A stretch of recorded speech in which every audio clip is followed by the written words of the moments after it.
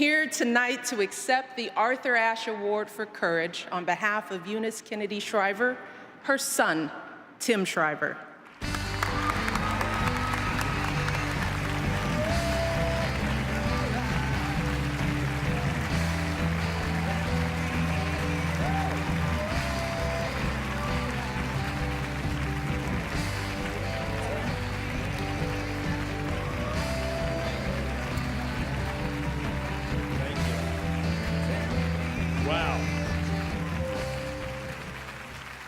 Well, thank you, Michelle Obama.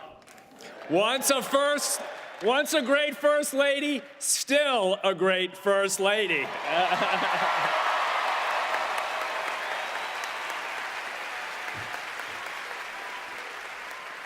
You know, our mother would have loved you. She would have loved your forthrightness, your honesty, your toughness, your commitment also to get everybody on the playing field. She would have been so honored that you're here for her tonight, as we all are, deeply, deeply honored. So, how many people get to accept an ESPY purely because of the work of their mothers? All of you, don't lie, come on. Together with Bobby and Mark and Anthony and my brother, I got them all there, and my sister Maria. Where's Maria? She's over here. All of us, her daughters-in-law, her grandchildren, we're thrilled. We're grateful to ESPN. We're grateful to John Skipper, to Bob Iger, to the entire team for celebrating the leader of our family. And thanks especially for recognizing her the way she wanted to be recognized. She wanted to be known as a great hero of sports. And tonight, she got it. She got it with Arthur Ashe. She got it together with all of you, all the other recipients here tonight. And you can just imagine Arthur Ashe and Eunice Shriver. What a team. Both of them, tough as nails. Both of them, hearts that are big and open. Both of them, minds sharp. Both of them committed to inclusion.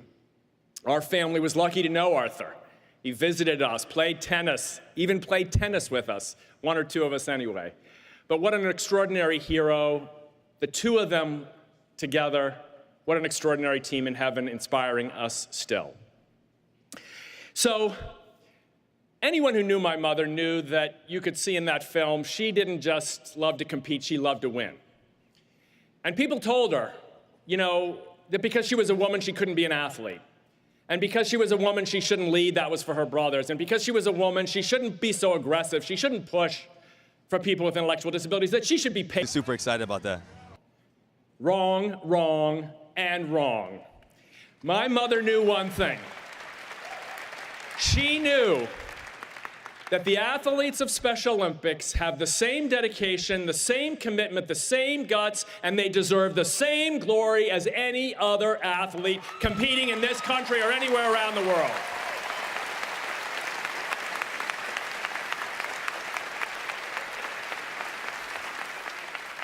So, I can't help but say, I'm sorry she's not here to accept it.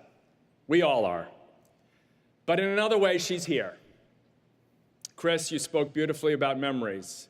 A lot of us are remembering people who aren't here tonight. She's here in the hearts and minds of millions of Special Olympics athletes, 170 countries, communities, villages, towns, out on the track, in the pool, shooting baskets, skiing down slopes. She's here in the hearts and minds of anyone in this room or anywhere around the world who really believes in inclusion and is willing to act on it. She's here in anybody who says, let's play unified and let's live unified too. You see, this movement that she created almost 50 years ago is not done yet. People with intellectual disabilities are still routinely hidden, excluded, mocked, made fun of, humiliated. Any parent knows it. Everyone on this stage knows it. We've got a lot of work to do for equality, for the 250 million people who have intellectual disabilities.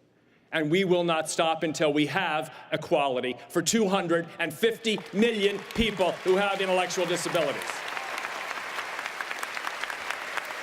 But this movement is no longer only a movement for people with intellectual differences. It's also a movement from them. It's a movement from them inviting us all to see the world as they so often do. Remove the blinders. Remove the fear. Remove the stereotypes. See the person. See the person you're afraid of. Open your arms. See the person you're angry at. See each other. Welcome the person who is crossing the line for you. Welcome one another. If you're about ending discrimination, and if you're about ending fear, you're about being fans of the athletes of Special Olympics. So I say to you, athletes, you have the power.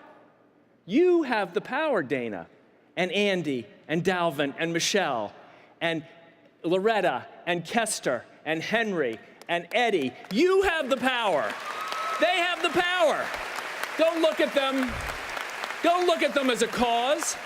That's not a cause standing behind me. Those are powerful human beings with a message. They can unify our schools and communities. They have the power to show us how to overcome the fear that's wreaking havoc in the country today. So I say to you, this is their time. This is our time. Follow the athletes of Special Olympics. Follow their leadership. Choose to include. When in doubt, choose to include. Play unified. Learn from these extraordinary human beings and help us create a future of justice and joy.